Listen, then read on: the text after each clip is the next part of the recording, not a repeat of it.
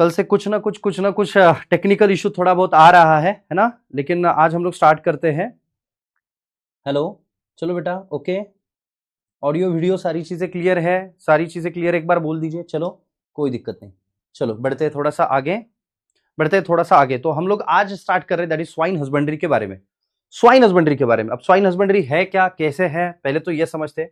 Same चीज जैसे हम लोगों ने एनिमल हस्बेंड्री में देखा था वैसे ही स्वाइन हस्बेंड्री में है। तो पहले तो हम लोगों को इनकी बेसिक टर्मिनोलॉजीज पढ़नी है, basic terminologies. So basic terminologies में अभी हम लोगों को क्या पढ़ना है, basic terminology of swine husbandry, ये हम लोगों को पढ़ना है।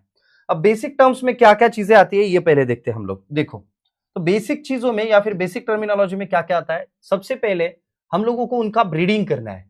तो स्वाइन के मेल को अगर सिलेक्ट करते हैं that is called as boar. अगर ब्रीडिंग के लिए, स्वाइन के ब्रीडिंग के लिए अगर हम लोग कुछ देखते हैं that is called as boar. Okay, second चीज, अगर हम लोग देखते हैं उनके फीमेल को तो that is called as sow, उसको कहते हैं सॉ, है ना। सो अच्छे से अच्छा मेल सिलेक्ट किया, बोला बोअर, अच्छे से अच्छे फीमेल सिलेक्ट की, उसको बोला सॉ।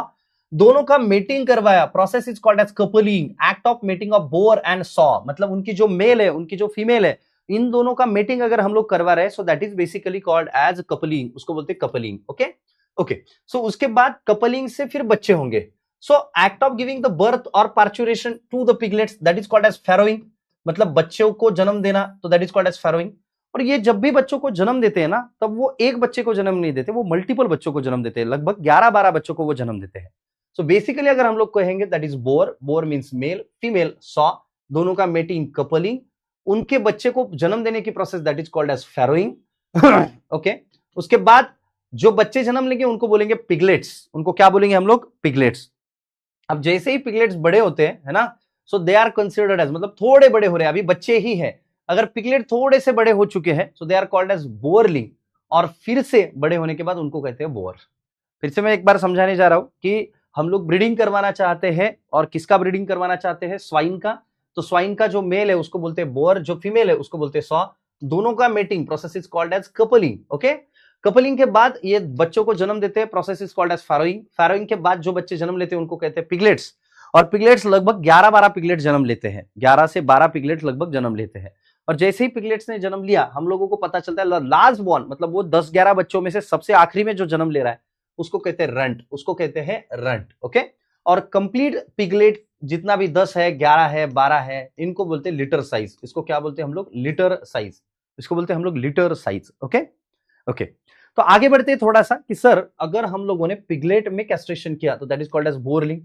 अगर हम लोग पिगलेट्स बड़े हो गए उनको कहेंगे बोरलिंग, और बड़े होने के बाद अगर फिर से उनको हम लोग मेटिंग के लिए यूज कर रहे हैं तो that is called as boar. मगर बोरलिंग में अगर हम लोग कैस्ट्रेशन करते हैं, मतलब removal of testis, removal of testis अगर हम लोग कर रहे हैं so that is considered as stag और हॉग, स्टैग और हॉग। आफ्टर कैस्ट्रेशन अगर हम लोग देखेंगे, बोरलिंग में अगर कैस्ट्रेशन कर रहे हैं, मतलब रिमूवल ऑफ टेस्टिस कर रहे हैं, so that is considered as stag और हॉग, स्टैग और हॉग।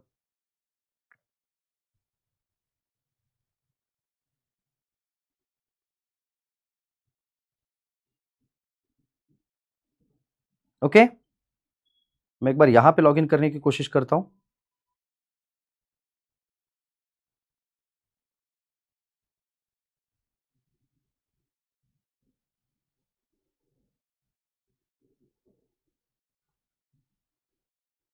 ओके, चलो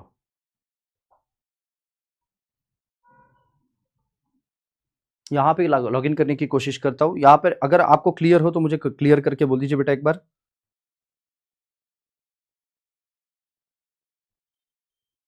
जो लाइव क्लास चल रही है वो कहां पे दिखेगी बेटा?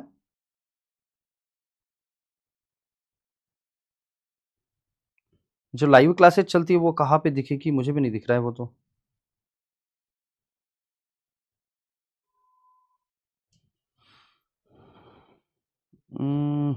मंथन बैच, ओके ओके ओके, यहां पर देखता हूं मैं। ओके, अब आ रही है, मुझे यहां पर कमेंट्स आ रही है तो मैं यहां पे देख के पढ़ाता हूं। Okay, sorry sorry sorry sorry, इसको बंद कर देता हूं, लाइव क्लासेस को ऑन कर देता हूं। चलो, ओम प्रकाश जी, शीतल, ओके, सभी लोग हैं, कोई दिक्कत नहीं है। आगे बढ़ते हैं। कैस्ट्रेशन मीट पर्पस के लिए करते हैं क्या सर? हाँ, कैस्ट्रेशन इसको मीट पर्पस के लिए करते हैं कि मतलब इसमें कैस्ट्रेशन करना है और उनको साइज बढ़ानी है, उनकी साइज बढ़ानी है, so that is considered as a castration. Okay, चलो एक बार क्लियर हो तो बेटा क्लियर करके बोल दीजिए मुझे, एक बार क्लियर हो तो क्लियर करके बोल दीजिए मुझे। आगे बढ़ते हैं थोड़ा सा। अच्छे से अच्छे मेल सिलेक्ट किया, बोला बोर, अच्छे से अच्छी फीमेल सिलेक्ट की, बोला सॉ, दोनों का मेटिंग करवाया, बोला कपलिंग, बच्चे ने जन्म लिया, that is called as piglet. अब पिगलेट जब भी मेल हो तो that is called as boarling, boarling में कैस्ट्रेशन करते तो बोलते हैं स्टैग और हॉग। तो अभी आपको क्लियर है बेटा, अभी आपको क्लियर है। मुझे बहुत खुशी हो रही है कि जब मैं आपका मतलब आपको देख रहा हूं ना यहाँ पे, अभी खुशी हो रही है कि 2 दिन हो गए, कल का लेक्चर टेक्निकल इशू, सर्वर पूरा ही क्रैश हो गया था, दैट्स व्हाई द रीजन कि कल लेक्चर नहीं कंडक्ट हो पाया, इंजीनियर्स को बुलाया गया, सारी चीजें हो गई है। ओके चलो, यस कल दिक्कत ये थी ना, कल पूरा सर्वर क्रैश हो गया था मेरा, मतलब पीसी वगैरह सब पूरा इंजीनियर को बुला के पूरा खोल के उसको करना पड़ा। सारे बच्चों एक बार क्लियर है तो क्लियर करके बोल दीजिए, सारे क्लियर है तो क्लियर करके बोल दीजिए, यस नो क्लियर, जो कुछ भी है बोल दीजिए बेटा। बाकी लोग एक बार बोलो यार, मुझे भी खुशी होती है आप अब जब वो बोलते हो आप, तो ये सारी चीजें समझ रही है, खुशबू को समझ में आ गया, सुमित, ओम प्रकाश, हितेश, त्याग और मनीष, बाकी लोग भी बोलो बेटा। चलो yes very good very good. अब बढ़ते हैं हम लोग। अभी पिगलेट्स का मतलब क्या होता है? पिगलेट्स का मतलब वो छोटे छोटे बच्चे। अब नंबर ऑफ पिगलेट्स जब भी एक साथ होते हैं that is considered as litter, that is called as litter. Okay, अब लीटर में पिगलेट जब भी बड़े होते हैं, बड़े होने के बाद हम लोगों ने अगर उनको मीट पर्पस के लिए अलग से रखा है कि हम लोगों को इनको ब्रीडिंग करवाना ही नहीं है ना? हाँ ना मनीष जी, कल मैंने भी बहुत वेट किया लेकिन ट्राई किया लेकिन हो ही नहीं पाया कल। तो अभी मैं देख रहा हूं कि नॉर्मली अगर हम लोग देखेंगे पिगलेट्स के बारे में, तो पिगलेट्स पे हम लोग देखते हैं कि विनर्स, विनर्स का मतलब क्या होता है? विनर्स का मतलब ये होता है कि पिगलेट को आप अलग से निकाल रहे हो क्योंकि हमको इन फ्यूचर इनको मीट पर्पस के लिए यूज करना है। सो पिगलेट्स को अलग से निकाला है, उनका रेयरिंग करने, चाहे वो मेल हो या फीमेल हो, 4 से 10 वीक के बीच हम मीट पर्पस के लिए अलग से ग्रो कर रहे हैं, that is called as weaners. उसके बाद वो जब बड़े होते हैं 10 वीक से 6 वीक तक, मतलब 2.5 महीने से 6 मंथ तक, उनको बोलते हैं रेयरिंग पिग। जैसे ही और बड़े होते हैं उनको बोलते हैं ग्रोअर्स, और सबसे आखिरी स्टेज में उनको बोलते हैं फैटनर्स, कि लगभग 1 साल हो चुका है तब उनको बोलते हैं हम लोग फैटनर्स, उनको बोलते हैं फैटनर्स। तो नॉर्मली अगर देखेंगे हम लोग, अच्छे से अच्छा मेल सिलेक्ट किया, बोला बोर, फीमेल सिलेक्ट की, बोला सॉ, दोनों का मीटिंग किया, बोला कपलिंग, दोनों को बच्चों को जन्म देने की प्रोसेस को बोला हम लोगों ने फैरोइंग। पिगलेट्स बहुत सारे रहते हैं, और पिगलेट्स के बारे में अगर हम लोग देखेंगे, पिगलेट्स के बारे में देखेंगे तो last born piglet that is called as runt, उसे रेंट कहते हैं, है ना? और एक साथ इन सारी लोगों की प्रजाति जो, मतलब एक साथ सारे पिगलेट्स हो तो उसको लिटर बोलते हैं। अब हम लोगों ने मान लीजिए इनको सेपरेट कर दिया एंड हम लोग उनको ग्रो करना चाह रहे हैं, चाहे वो मेल हो या फीमेल हो, हम लोग उनको ग्रो करना चाह रहे हैं, so they are considered as a weaner 4 से 10 वीक तक, 4 से 10 वीक तक।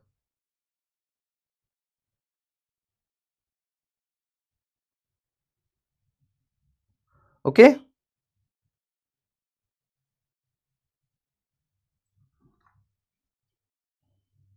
ठीक है, आगे बढ़ते हैं थोड़ा सा। अब हम लोग देखते हैं कि पिगलेट, मान लीजिए पिगलेट अगर मेल है तो बोरली, अगर कैस्ट्रेशन कर दे मेल में तो स्टैग और हॉग। ओके, स्टैग और हॉग। चलो आगे बढ़े थोड़ा सा बेटा, आगे बढ़े थोड़ा सा।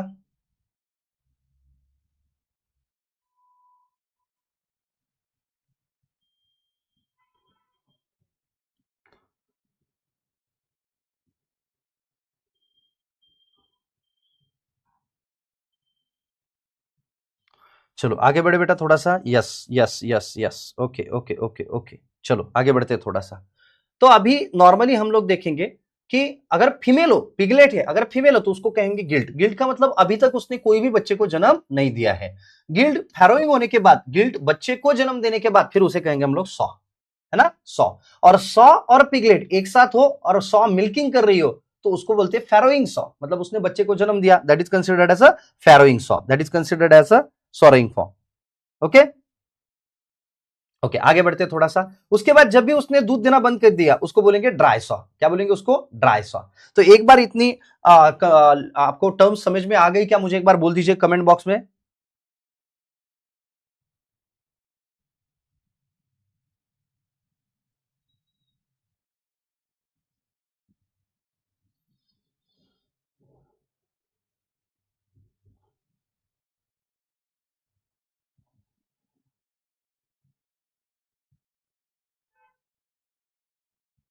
ओके ओके ओके ओके, सारे लोग तो बोल रहे क्लियर है क्लियर है क्लियर है क्लियर है। ओके बेटा, ओके ओके, शीतल, कुशल, ओके चलो आगे बढ़ते हैं थोड़ा सा। यहाँ पे कोई तो भी दिक्कत है, इधर बढ़ते आगे। अब नॉर्मली हम लोगों ने क्या देखा, फिर से एक बार मैं ये पूरी की पूरी टर्म्स आपको बताऊंगा, पूरे टर्म्स आपको बताऊंगा। देखो, अच्छे से अच्छा मेल सिलेक्ट किया, बोला बोर, फीमेल सिलेक्ट की, बोला सॉ, दोनों का मीटिंग, बोला कपलिंग, बच्चे ने जन्म लिया, बोला पिगलेट्स, है ना? पिगलेट्स में लास्ट बॉर्न है that is called as runt, उनको कंबाइनली एक साथ बोलते हैं लिटर। अगर मीट पर्पस के लिए यूज कर रहे तो इनिशियली मेल हो या फीमेल बोलेंगे विनर्स, उसके बाद rearing pig, growers and after all that is a fatteners. अब पिगलेट है, मेल होगा तो बोलेंगे बोरलिंग, फीमेल होगी तो उसको बोलेंगे हम लोग गिल्ट। उसको क्या बोलेंगे हम लोग? गिल्ट, है ना? ओके। उसके बाद हम लोग देखते हैं कि अगर बोरलिंग में कैस्ट्रेशन किया तो स्टैग और हॉग, बोरलिंग में कैस्ट्रेशन नहीं किया, उसको बड़ा किया अपन ने, so that is considered as okay, that is considered as boar, है ना? अब फीमेल है तो उसको बोलेंगे गिल्ट बिफोर द पार्चुरेशन, बच्चे को जन्म देने से पहले। बच्चे को जन्म देने के बाद उसे बोलेंगे सॉ, और सॉ और पिगलेट साथ में हो और वो दूध दे रही हो तो that is called as farrowing sow. उसके बाद दूध देना बंद कर दिया, that is called as dry sow. अब जो साउंड वो निकलते हैं that is called as grunting sound, और पार्चुरेशन की प्रोसेस को हम लोगों ने क्या बोला था? फैरोइंग। तो मुझे लगता है बेसिक टर्म्स आपके सारे के सारे यहां पर क्लियर हो चुके हैं, है ना? यस, बेसिक टर्म्स आपके सारे के सारे यहां पर क्लियर हो चुके हैं। बेसिक टर्म्स फिर से वही तो बताया मैंने अभी, फिर से वही बताया। अच्छे से अच्छा मेल बोर, फीमेल सॉ, दोनों का मीटिंग कपलिंग, बच्चे ने जन्म लिया, बच्चों को कहते हैं पिगलेट्स, बच्चे को जन्म देने की प्रोसेस को बोलते हैं फैरोइंग। उसके बाद अगर वो मेल हो तो उसको बोलेंगे बोरलिंग, बोरलिंग बड़ा हो गया फिर से बोलेंगे बोर, बोरलिंग में कैस्ट्रेशन किया स्टैग और हॉग। पिगलेट से छोटे बच्चे अगर फीमेल हो तो गिल्ट, कब तक? जब तक वो बच्चे को जन्म ना दे तब तक गिल्ट। उसके बाद बच्चे को जन्म देने के बाद सॉ, उसके बाद सॉ और पिगलेट से एक साथ रहते हो तो फैरोइंग सॉ, और जब वो दूध देना बंद करेगी that is called as dry sow. अब बताओ बेटा, मुझे 100% क्लियर है? और ये मतलब ईमानदारी से बताना कि इतने आसान तरीके से आपको पता नहीं था। मुझे पता है कि आपको इतने आसान तरीके से पता नहीं था ये, ओके, इतने आसान तरीके से आपको पता नहीं था, ठीक है? तो ये मुझे लगता है एक ही स्ट्रोक में अपन ने पूरा सिक्सर मार दिया है ना? सिक्सर मार दिया है एक ही स्ट्रोक में अपन ने कि सर ये इस तरीके से होता है। चलो बढ़ते थोड़ा सा आगे। यही बातें मैंने यहीं पे लिखी है कि guilt a young adult female जिसका अभी तक ब्रीडिंग नहीं हुआ गिल्ट है, सॉ जिसने ब्रीडिंग कर लिया है ना? उसके बाद ड्राई सॉ जिसने दूध देना बंद कर दिया है, फैरोइंग सॉ जो मिल्क प्रोडक्शन कर रही है और बच्चे उसके साथ में, बोर, बोर का मतलब होता है वो मेल जो रिप्रोडक्शन कर सकता है। उसके बाद पिगलेट जो छोटे छोटे बच्चे होते हैं उनको बोलते हैं पिगलेट्स, 1 महीने तक हम लोग उनको पिगलेट्स बोल सकते हैं। उसके बाद हम लोग विनिंग करते हैं उनका, जब विनिंग करते हैं उनको बोलेंगे विनर्स। उसके बाद हम लोग उनका रेयरिंग करते हैं, they are considered as rearing pigs. उसके बाद हम लोग जब वो बड़े हो जाते हैं that is called as growers और ग्रोइंग पिग्स। उसके बाद फैटनर्स और फिनिशिंग पिग्स। ये सारी चीजें हम लोग देखते हैं। चलो आगे बढ़ते थोड़ा सा। उसके बाद देखेंगे कुछ इंपॉर्टेंट पॉइंट्स। मैच्योरिटी कब मैच्योर्ड होते हैं सर? मेल मैच्योर्ड होता है 7वें मंथ में, फीमेल मैच्योर्ड होते हैं 6ठे मंथ में। अब optimum weight at the time of crossing, कि मान लीजिए मुझे उनका ब्रीडिंग करवाना है, मान लीजिए तो मुझे उनका ब्रीडिंग करवाना है, तो एक बात इंपॉर्टेंट है, वो या तो उनका एज 10 महीने के आसपास होना चाहिए या तो उनका वेट 100 किलो के आसपास होना चाहिए। जब मैं सर फिर ये मैच्योरिटी एज देखो बेटा, अब मैच्योर्ड तो जैसे मेनोपॉज, मेनार्च का मतलब होता है ऑनसेट ऑफ मेंस्ट्रुअल साइकिल, तो लड़कियां मैच्योर्ड तो मतलब at the age of 13 teenagers में ही हो जाती है। लेकिन द मोस्ट इंपॉर्टेंट पार्ट आप सोचिए कि that is the correct age for the meeting? No. That is the correct age for the marriage? No. So basically हम लोग देखते हैं कि 7वें और 6ठे महीने में ये मैच्योर्ड तो हो जाते हैं, हम लोग उनको सिलेक्ट करते हैं, उनको ऑब्जर्व करते हैं, लेकिन उनका मीटिंग हम लोग ना eight the time of 10 month करवाते हैं, या फिर उनका वेट लगभग 100 किलो के आसपास होना चाहिए। सर एक बात ध्यान में रखनी है, what is the growth rate? उनका ग्रोथ रेट कितना है? सो 1 मंथ में लगभग 10 केजी, एक महीने में लगभग 10 किलो उनका वेट गेन होता है। एक महीने में लगभग 10 किलो उनका वेट गेन होता है। That is considered as their growth. अब ईस्ट्रस साइकिल यहां पे भी 21 डेज की ईस्ट्रस साइकिल होती है और हीट पीरियड 2 से 4 दिन का। अब ईस्ट्रस साइकिल का मतलब मैंने आपको समझाया था, सिर्फ शिप में ईस्ट्रस साइकिल 17 दिन के, बाकी सारे लोगों में ईस्ट्रस साइकिल 21 दिन के। हम लोगों ने अभी तक तो यही देखा है। बढ़ते थोड़ा सा आगे। सर अर्ली प्यूबरिटी मतलब क्या सर? मैच्योरिटी, वही what is the age of maturity? 5 से 8 महीने। लेकिन what is the age of meeting? That is 10 months, near about 10 months. और वेट कितना होना चाहिए? 100 केजी के आसपास। तब अब second and third service, third day of oestrus की आपको उनको अगर उनका मीटिंग करवाना ही है तो सर्विस कब करवानी है, मतलब मीटिंग कब करवाना है? Third day of the esters cycle. Esters cycle का तीसरा या चौथा दिन जब भी चल रहा है, दैट इज उस समय में हम लोगों ने सर्विस या फिर कपलिंग करना चाहिए। अब रीब्रीडिंग आफ्टर पार्चुरेशन मतलब मान लीजिए उन्होंने बच्चों को जन्म दिया, अब उनका फिर से मीटिंग करवाना पड़ेगा ना भाई। मान लीजिए उन्होंने बच्चों को जन्म दिया है, बच्चे को जन्म देने के बाद अभी हम लोग देखते हैं कि फिर से उनका रीब्रीडिंग करवाना चाहिए, तो फिर से रीब्रीडिंग 3 से 4 वीक्स मतलब 1 महीने बाद। मान लीजिए कोई भी ऐसा सर वेट रहे क्रॉसिंग के लिए, लेकिन वो हेल्थ वाइज सही नहीं हो, तो हेल्थ वाइज सही होता है बेटा, हीट पीरियड कैसे पता करते हैं? वैगिंग ऑफ टेल, मतलब वो डिस्चार्ज फ्रॉम द वजाइना दूसरे एनिमल्स के ऊपर माउंट करेंगे, that is a heat symptoms basically, है ना, बस वही हीट सिम्टम्स होते हैं। चलो आगे बढ़ते हैं थोड़ा सा। नॉर्मली अगर हम लोग देखेंगे तो रीब्रीडिंग आफ्टर पार्चुरेशन, मतलब अभी उन्होंने बच्चों को जन्म दिया है तो उनका फिर से मीटिंग कब करवाना है? तो उनका फिर से मीटिंग कब करवाना है? तो लगभग 3 से 4 हफ्ते के बाद, मतलब 1 महीने के बाद। अब उनके ग्रुप को बोलते हैं स्टॉक और ड्रू। जेस्टेशन पीरियड मैंने आपको बोला था 3 महीने 3 weeks and 3 days, 3 month 3 week and 3 days. Okay okay, चलो बच्चों यहां तक क्लियर है तो क्लियर करके बोल दीजिए एक बार। यहां तक अगर क्लियर हो तो क्लियर करके बोल दीजिए मुझे एक बार बेटा प्लीज।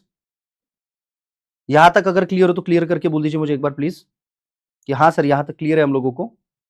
यस यस यस, चलो बोलो बेटा। यहां तक आपको क्लियर है तो क्लियर करके बोल दीजिए।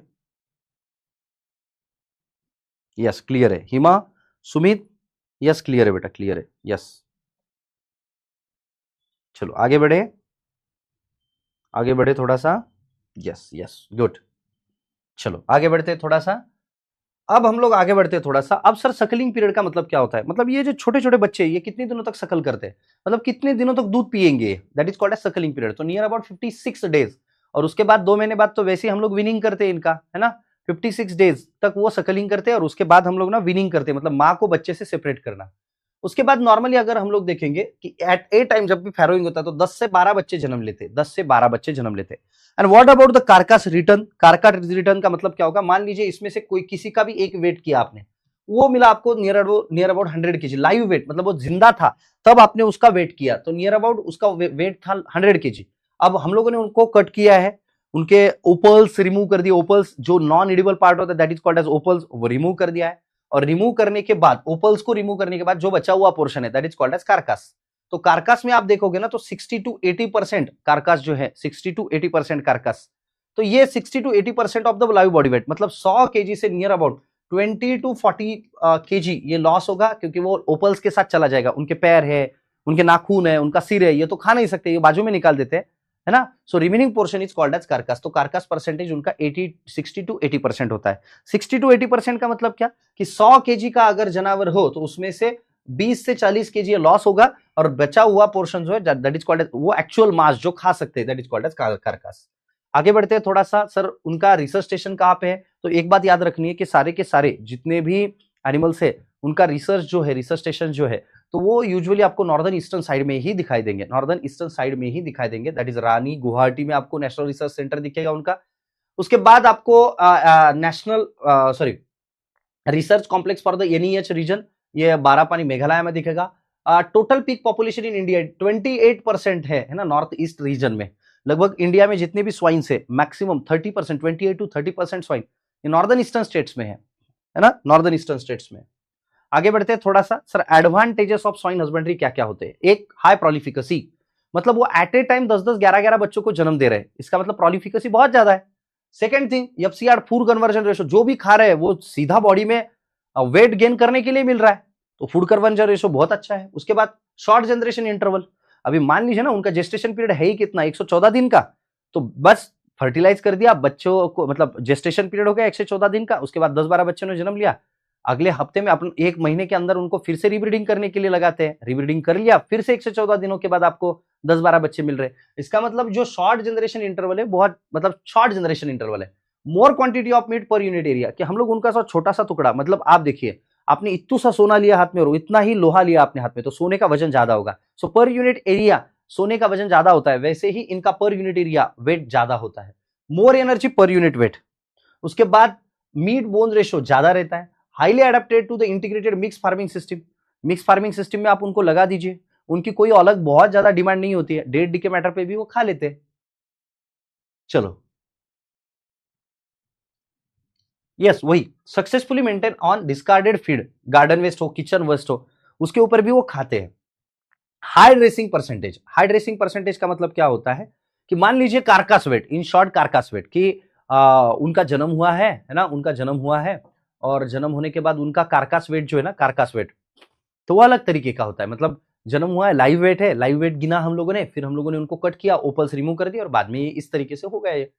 उसके बाद जो है ना high growth rate, high growth rate 10 kg per month, लगभग एक महीने में 10-10 किलो उनका वेट बढ़ रहा है, एक महीने में 10-10 kg वेट बढ़ रहा है।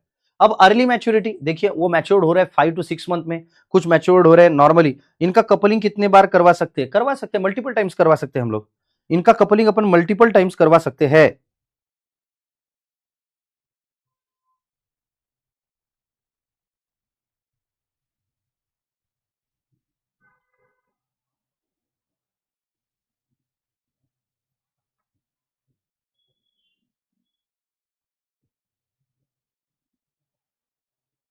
ओके, चलो, तो यहां तक मुझे लगता है क्लियर हो चुका है, लगभग क्लियर हो चुका है। कीचड़ कहाँ पे भी अच्छा आउटपुट है इनका? यस, कीचड़ खाके भी नहीं, कीचड़ खाके नहीं बेटा, कीचड़ नहीं खाते वो, कीचड़ नहीं खाते वो। कीचड़ में जो मतलब that is called as wallowing, कीचड़ में जो ये करते हैं ना that is called as wallowing. Wallowing दो लोग करते हैं, एक तो ये करते हैं, और कौन करता है वैलोइंग आप बताइए मुझे कमेंट बॉक्स में बताइए कि वैलोइंग ये लोग भी करते हैं, और भी कोई तो भी है जो वैलोइंग करता है, कौन होगा वो बताइए मुझे। अब लीटर साइज का मतलब क्या होता है कि वो एक ही ग्रुप में कितने नंबर ऑफ लोग रहते हैं, that is called as litter size, उसको क्या कहेंगे हम लोग? Litter size. Weaning weight at the time of weaning, weaning का मतलब क्या होता है? बच्चे को मां से सेपरेट करना या फिर अलग करना, तो उस टाइम में आप लोग देखोगे 250 से 275 ग्राम पर डे, है ना। पिगलेट ग्रो अबाउट 250 से 275 ग्राम एवरीडे, उसकी ग्रोथ हो रही है एवरीडे, है ना। तो एक महीने में उसकी ग्रोथ जो है ना लगभग 10 किलो के आसपास उसका वेट गेन होता है, एक महीने में उसका वेट गेन लगभग 10 किलो के आसपास होता है। सो नॉर्मली विनिंग अगर हम लोग देखेंगे ना, विनिंग वेट, विनिंग का मतलब होता है माँ को बच्चे से सेपरेट करना, और ये हम लोग करते हैं नियर अबाउट 60 डेज के आसपास, क्योंकि तब तक जो है ना उनका रहता है सकलिंग पीरियड, मतलब बच्चा माँ का दूध पिएगा 56 डेज 57 डेज वो माँ का दूध पीता है, that is called as suckling period. Yes, buffalo, correct बेटा, करेक्ट। सो वैलोइंग करने वाले दो लोग हैं, एक कौन है? एक है स्वाइन है, और सेकंड कौन है? बफेलो है। चलो आगे बढ़े थोड़ा सा, ब्रीड्स ऑफ स्वाइन। तो ब्रीड्स ऑफ स्वाइन के बारे में देखते हैं पहले। लार्ज व्हाइट यॉर्कशायर कौन है बेटा? लार्ज व्हाइट यॉर्कशायर, ये ब्रीड है लार्ज व्हाइट यॉर्कशायर। तो लार्ज व्हाइट यॉर्कशायर ये चेस्टर व्हाइट ब्रीड है, लार्ज व्हाइट यॉर्कशायर ये चेस्टर व्हाइट वाली ब्रीड है ना, चेस्टर व्हाइट वाली ब्रीड है। सेकंड थिंग क्या कैरेक्टरिस्टिक्स है? एक तो व्हाइट कलर की है, उसके बाद ब्लैक स्पॉट कहीं पे भी दिखाई देंगे, इरेक्ट ईयर्स मतलब इनके जो कान है तो वो खड़े रहते हैं, and this portion is called as snout, उसको बोलते हैं स्नाउट, है ना। स्नाउट ये मीडियम लेंथ की होती है, लार्ज व्हाइट यॉर्कशायर। इनके बारे में पूछा क्या जाएगा? बस कोई नहीं, इनके बारे में यही पूछ सकते हैं, पूछा भी गया तो कि मैच्योर्ड बॉडी वेट, कि मेल लगभग 300 से 400 केजी और फीमेल 250 से 320 केजी।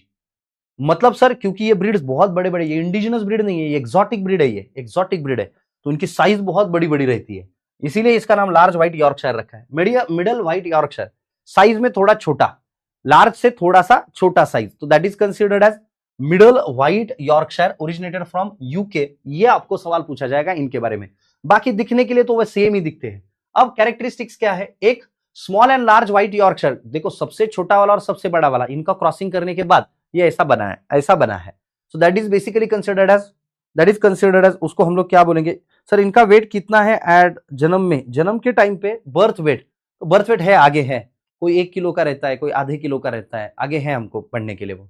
तो यूज अपग्रेड द देसी पिग्स, मतलब क्या अपग्रेडेशन? मतलब जब भी आपको ऐसे लग रहा है ना कि देसी पिग्स है, तो देसी पिग्स को क्रॉस करना है, तो देसी पिग्स को इनके साथ क्रॉस करते हैं। और क्यों करते हैं देसी पिग्स को इनके साथ क्रॉस? जस्ट बिकॉज, देखो देसी पिग्स के बारे में क्यों क्रॉस करते हैं इनको? क्योंकि अपग्रेडेशन, इनके कैरेक्टरिस्टिक्स अच्छे हैं, तो अपग्रेडेशन के लिए इनको क्रॉस करते हैं। आगे बढ़ते हैं, मैच्योर्ड बॉडी वेट, मेल 250 से 350, फीमेल 180 से 270, क्योंकि साइज में लार्ज व्हाइट यॉर्कशायर से कंपैरेटिवली थोड़े छोटे हैं। आगे बढ़ते हैं थोड़ा सा, उसके बाद ब्रीड का नाम है लैंडरेस। तो आपको एक एक बात पूछी जाएगी एग्जाम में, upgradation of the desi pig के लिए इनको भी इस्तेमाल किया जाता है, लेकिन which among the following breed is useful for bacon purpose? अब बैकऑन का मतलब क्या होता है? इनका मीट हम लोगों ने लिया तो उसको बोलते हैं पोर्क, और उसके ऊपर अगर सॉल्ट डालेंगे तो salted pork is called as bacon, the salted pork is called as bacon. तो बैकऑन पर्पस के लिए कौन सी ब्रीड सबसे ज्यादा यूज है? लैंडरेस, ओरिजिनेटेड फ्रॉम डेनमार्क, है ना। तो देसी ब्रीड को अपग्रेड करने के लिए भी ये ब्रीड यूज की जाती है। ब्रीड का नाम क्या है बेटा? ब्रीड का नाम है लैंडरेस, लैंडरेस पूछा है, इसी पे सवाल जाएगा आपको। आगे बढ़ते थोड़ा सा, सर जंगली पिग्स किस में आता है, एक्सोटिक या इंडिजिनस? बोर तो इंडिजिनस में आते हैं, बोर इंडिजिनस में आते हैं।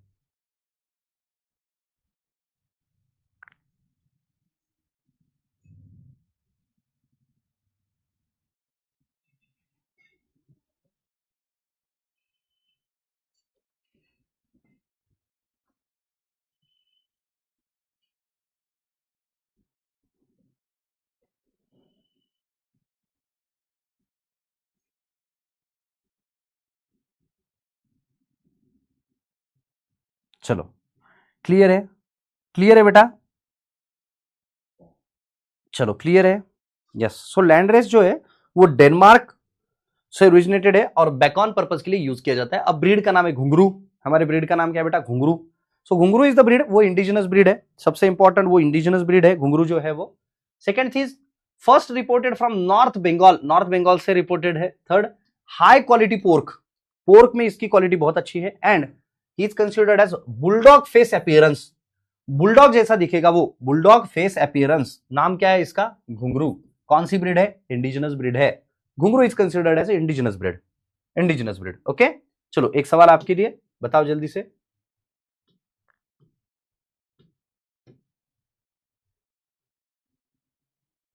वराह इसी का तो नाम है, वराह इसी का नाम है बेटा।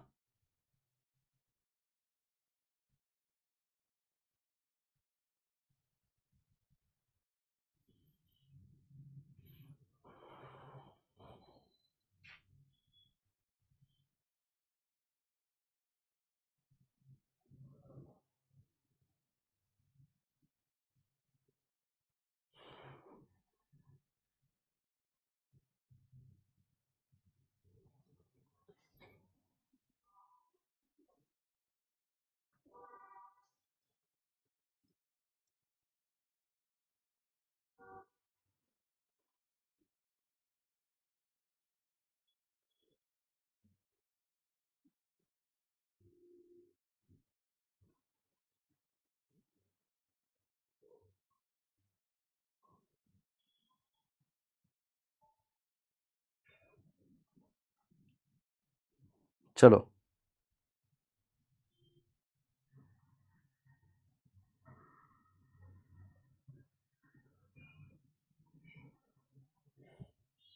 ओके, कितने लोगों ने और क्या आंसर दिया। Giving the birth in the swine, अब हैरोइंग कितनों ने किया ये देखना पड़ेगा, आंसर तो हैरोइंग है। काल्विंग का मतलब गाय के बच्चे को जन्म देना, काऊ के बच्चे को जन्म देना। उसके बाद टपिंग का मतलब होता है एक्ट ऑफ मीटिंग, वो शीप में। तो आंसर क्या होगा, सेकंड। देखते कितनों ने गंदा काम किया, ये अब मिल गए मेरे को, हैरोइंग। हैरोइंग का मतलब क्या होता है भाई, हैरोइंग का मतलब क्या होगा, वो सेकंडरी टिलेज इंप्लीमेंट है, मुझे पता ही था हैरोइंग लिखोगे, कोई ना कोई तो लिखेगा ही लिखेगा। हैरोइंग, फैरोइंग, ये हैरोइंग का मतलब अलग होता है, क्लॉड क्रशिंग वगैरह के लिए करते हैं हैरोइंग, ये फैरोइंग है बच्चे को जन्म देने के लिए। ठीक है, चलो आगे बढ़ते हैं। तो हम लोगों को आज सीखने के लिए मिला that is swine, swine breeds के बारे में, स्वाइन के ब्रीड्स के बारे में हम लोगों ने देखा आज, है ना। स्वाइन के ब्रीड्स के बारे में देखा हम लोगों ने। उसके बाद हम लोगों ने बेसिक टर्म्स इनकी कवर कर दिए, basic terms, basic terms of swine, है ना, बेसिक टर्म्स ऑफ स्वाइन हम लोगों ने कवर कर दिया। लगभग लगभग हम लोग कल ही स्वाइन हस्बेंड्री खत्म कर देंगे, लगभग लगभग, क्योंकि कल हम लोग उनका एनिमल का न्यूट्रिशन, इनका न्यूट्रिशन देखेंगे कल हम लोग। आज मैंने थोड़ा सा जानबूझकर न्यूट्रिशन के बारे में मैं पढ़ाऊंगा, उनके डिसीज मैनेजमेंट के बारे में पढ़ाऊंगा। तो लगभग लगभग स्वाइन हस्बेंड्री कल हमारा खत्म हो जाएगा, लगभग लगभग स्वाइन हस्बेंड्री कल हमारा खत्म हो जाएगा। ओके ओके ओके बेटा, ओके बोलो, बाकी लोग बोलो। तो आपको इनके ब्रीड्स के बारे में शॉर्ट में लिख के लेना है ब्रीड्स जो भी आपको इंपॉर्टेंट है, थोड़ा रिवाइज कर दे सर। हाँ देखो, अच्छे से अच्छा हमने सिलेक्ट किया बोर, फीमेल सिलेक्ट की, उसको बोला हम लोगों ने सॉ, दोनों का बच्चा that is called as piglet, बच्चे को जन्म देने की process that is called as farrowing, दोनों का मीटिंग कॉल्ड एज कपलिंग, है ना। बोर मेल हो तो उसको बोलेंगे बोरलिंग, फिर से उस सॉरी हाँ पिगलेट्स, पिगलेट्स बड़े हो गए बोर, पिगलेट्स बड़े हो गए मेल है तो बोले बोर, बोरलिंग, बोर बड़ा हो गया तो बोर। कैस्ट्रेशन क्या इनमें तो हॉग एर स्टैग, ये पूछा जाएगा। उसके बाद आएगा यहाँ पे गिल्ट, गिल्ट के बाद गिल्ट जब बड़ी होगी तो सॉ, सॉ के बाद आता है फैरोइंग सॉ, और उसके बाद आती है ड्राई सॉ। तो गिल्ट का मतलब होता है जितने बच्चे को जन्म दे दिया, सॉ जब जिसने बच्चे को जन्म दिया, फैरोइंग सॉ मतलब जो दूध दे रही है और उसके साथ बच्चे हैं, ड्राई सॉ जो दूध नहीं दे रही है। इधर आते हैं थोड़ा सा, इधर विनर्स, उसके बाद ग्रोवर्स, उसके बाद फैटनर्स, सबसे आखिर में आते हैं इसमें फैटनर्स। तो ये भी होते हैं, है ना, ये बेसिक टर्म्स हम लोगों ने दिए। पूरे इंडिया में एक ही ब्रीड पाया जाता है नहीं, हमारे एग्जाम पॉइंट ऑफ व्यू एक ही ब्रीड इंपॉर्टेंट है दैट इज कॉल्ड एज घुंघरू। इतने ब्रीड्स ही है क्या सर, हम लोगों को एग्जाम पॉइंट ऑफ व्यू इतने ही ब्रीड्स पढ़ने हैं, हम लोगों को एग्जाम पॉइंट ऑफ व्यू इतने ही ब्रीड्स पढ़ने हैं, हम लोगों को हमारे एग्जाम पॉइंट ऑफ व्यू इतने ही ब्रीड्स पढ़ने हैं। समझ रहे हो आप बात को? हमारे एग्जाम पॉइंट ऑफ व्यू हम लोगों को इतने ही ब्रीड्स पढ़ने हैं, क्योंकि इससे ज्यादा आएगा नहीं आपको। और आपको स्वाइन के बारे में, ब्रीड्स के बारे में कभी नहीं पूछा जाएगा। आपको पूछा जाएगा जो मैंने अभी पेक्यूलियर कैरेक्टरिस्टिक्स उनके बोले वही पूछा जाएगा आपको। तो एग्जाम में आपको जो सवाल पूछते हैं वो मैं बता रहा हूं, ठीक है? यहां तक समझ में आ गया बेटा? यहां तक समझ में आ गया क्या? यहां तक समझ में आ रहा है?